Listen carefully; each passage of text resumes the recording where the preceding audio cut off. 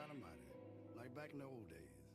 You know, years ago they had a A&R man to tell you what. How you doing today? My name is Jalen Sanders, and my project idea is, for my case study, is how does literacy function similarly or differently upon the transferring from an HBCU, an historically black college, or a predominantly white institution. Literacy in this term and application of my project is the basic sense of reading and writing. That's what literacy is. Literacy as far as reading and writing. To focus on the academic community as a discourse community, we will look at Morgan State University, Morehouse College, the University of Maryland, Baltimore County, and the University of Dayton. As we consistently move among different discourse communities and engage in different discourses, we readjust our use of language, our interpretation of text, and our way of seeing and being in the world. When talking about literacy, authors Deborah Brandt and Ann M. Jones provide their own unique perspectives on how they believe literacy acquisition and literacy as a whole are transferred upon communities. In the academic community sections, it states, what motivates this section more than anything else is usefulness as a starting point in the exploration of academic literacies and its accessibility to students at various levels of instruction who need to become more aware of the who need to become more aware of the interaction of roles, text, and context in academic communities. Many literacy faculty have mixed classes of students from a number of disciplines or students just beginning to consider what it means to be an academic reader and writer. With that being said, I'll highlight how literacy is preached, practiced, and or distributed at predominantly white institutions versus historically black colleges through the interviewing of several individuals. In Western culture today, especially in the school systems, literacy is held in high regards as to the focus of general education. Literacy itself, as by basic definition, is the ability to read and write. However, the focus of this project will be to display literacy in a new kind of fashion. When talking about literacy, it's more proper to shift focus and discuss literacies and how competent an individual is in the literal arts. Author Deborah Brandt focuses on the literacy sponsorship and the transference of literacies from the sponsor to less literate individuals.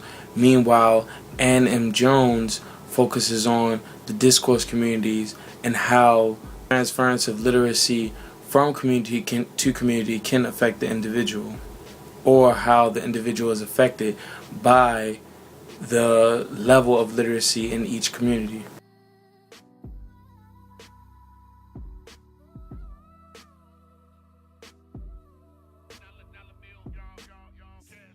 Morgan State University is a historic black college, or historic black university. The thing about it is, for me personally, it's not so bad. You do see everybody the same race every day. It's a majority of black people on this campus.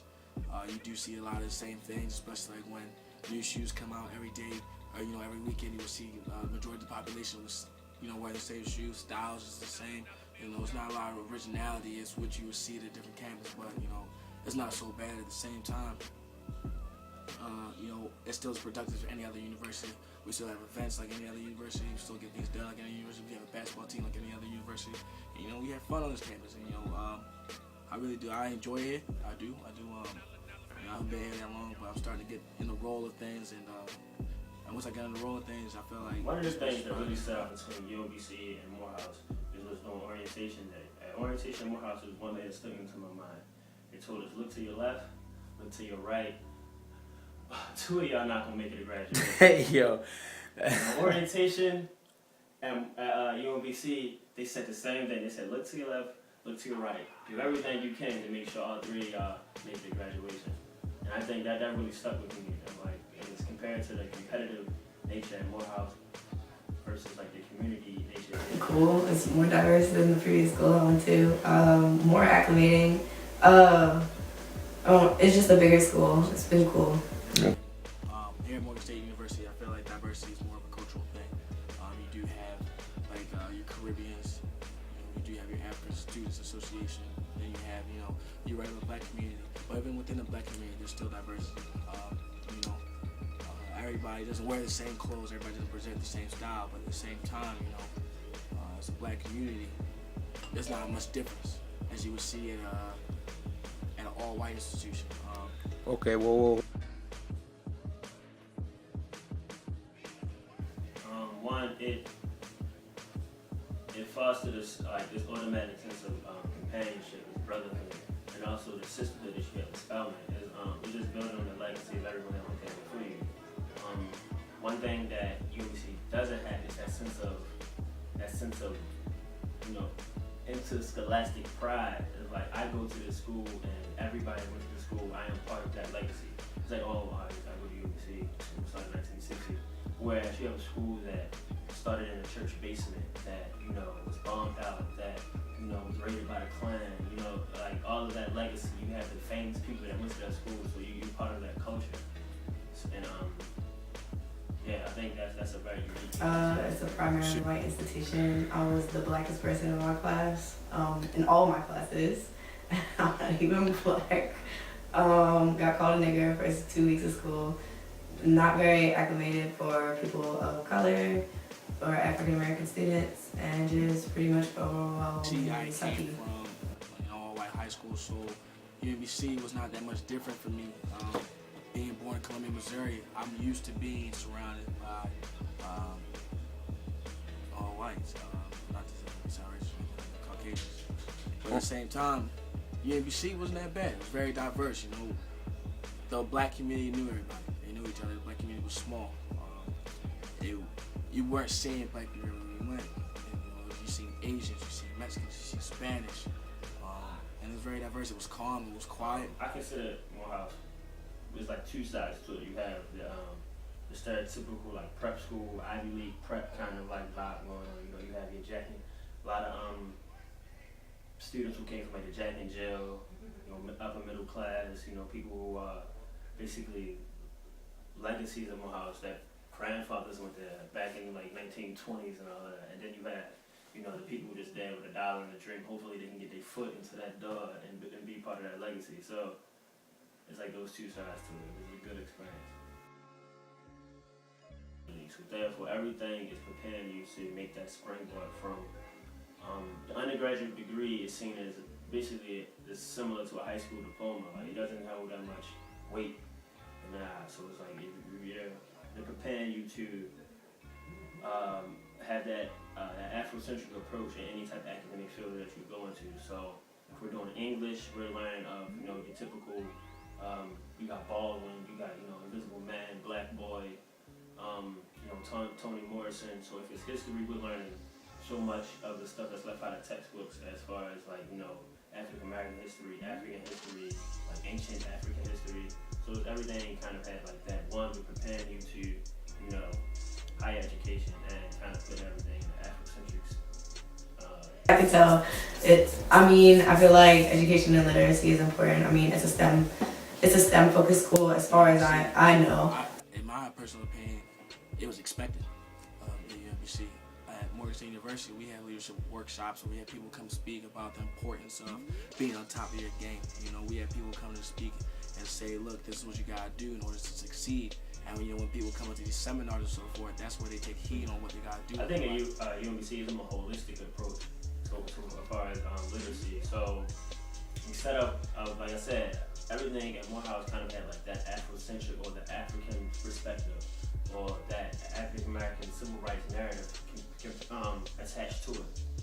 It could be something as a music class, learning like music history. It would be learning about the griots in Africa. Whereas my experience here at UMBC, because it's such a diverse school and because it has so many different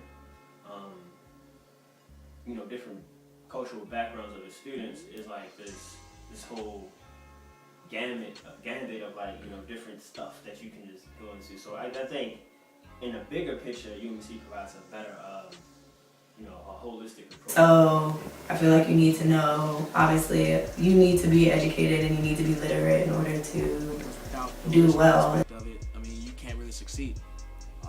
They stress the importance of what reading and writing can do to help yourself excel in life.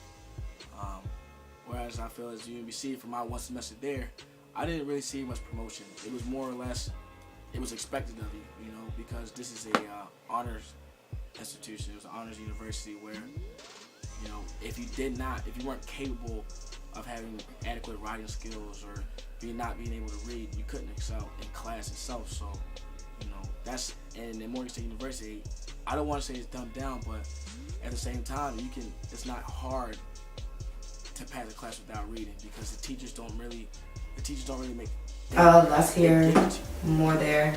Here I feel like it's more like techie, whereas University of Dayton, there's a whole bunch of seminars and a whole bunch of English-based forums and stuff. Literacy as a whole has been important upon institution to institution, whether it be Dayton, Ohio, to Morgan State University, to Morehouse, to UMBC. The presence of literacy is known. However, how each school interprets and breaks that literacy down to its students as a literacy sponsor is the main issue. Author Deborah Brandt states, where people misappropriate a literacy sponsor's intentions by using particular literacy for their own ends rather than for a sponsor's means, often relates in the negative acculturation of literacy as a whole, meaning that the portrayal of the tension between people and their literacy sponsors illustrates one more important point in thinking about the literacy acquisition and how each of us have become literate. They claim in the chapter introduction that you have a combination of literacies that make you unique. While this is true, people also share many of the same literacy experiences. Brandt helps us understand that some literacy sponsors or organizations or institutions, like a public school system or a major corporation whose sponsorship affects large numbers of people. This misappropriation of literacy can be seen in Levi Gumbo's interview, where he states Morgan focuses on a more social aspect of college learning life rather than a more intellectual, literate way of life at his historically black institution.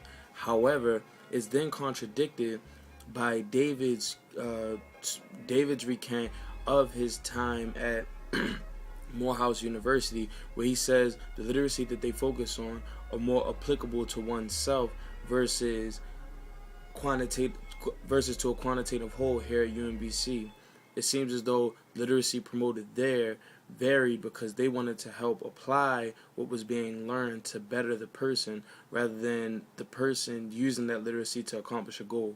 There actually is some sort of discrepancy when it comes to the promotion of literacy or the thriving of literacy from institution to institution, whether it be an HBCU or a predominantly white university. I left UMBC because I thought I wasn't prepared. Going to UMBC, I didn't have the highest GPA, had a 2.6, so I barely got into UMBC, but I did, so I thought I wanted to go there. After attending UMBC, I had one class where I didn't do so hot in, and I felt as if maybe I wasn't prepared for the honors university. And so what I did was I transferred to Morgan State University, where I thought maybe it might be better for me. Morgan State University being around the way, tuition is a lot cheaper. I would try here, transfer to Morgan.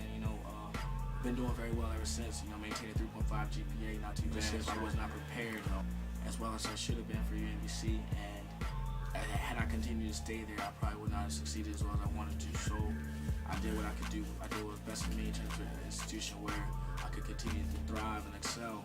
And state tuition. This example of why students left institutions highlights Dr. Ann M. Jones' idea that supports Dr. Brandt's concept of literary sponsorship by stating, the discussion of communities and their genres has a focus on the uniting forces, particularly the language, practices, values, and genres that groups may share. It has been suggested that people can join communities at will and will remain affiliated at levels of their own choosing. For a number of reasons, this is not entirely accurate. In some cases, people are excluded from the communities because they lack social standing, talent, or money, or because they live in the wrong part of town. In other cases, community membership requires a long initiatory process, and even then there is no guarantee of success. It just depends on the school. I feel like it's not really about black or white, because there's you could even look at it from the viewpoint of major party schools in America. Okay, West Virginia, people know that's a major party school. But it's not at HBCU. So, just because it's a HBCU does not mean it's a lesser focus on literacy or education, or if it's a PWI, it's the same thing. I feel like it's just all is subjective. It would personally depend on the student. Morehouse required more of a kind of like, I really can't put it in words. I'm gonna start with UMBC. UMBC really, they like to go like the analytical part of it, like that analytical, quantitative data kind of thing. Like Kind of like you attack things more so. It's not as personal. numbers, as like Oh, that's my thing. UMBC. Like, I see a lot of professors, they want to put stuff into numbers and put stuff like, always put that like that STEM major spin to everything that you're doing. Like when my sociology classes are heavily statistic oriented. My econ classes are very heavily in statistics, so they always went to that quantitative kind of aspect to it. Whereas at Morehouse, it was always about like this more qualitative, this intangible kind of knowledge you really can't put your finger on. You can't put it into numbers. You can't measure it, but you know it's there. After it was all said and done and the interviews were over, I drew a few conclusions about the data that I collected. To my knowledge, and what I assumed before, there is an underlying importance of literacy at each kind of institution. However, how much this literacy is promoted was a new factor that sometimes more is often gained than lost from transferring institutions when it comes to literacy as a whole.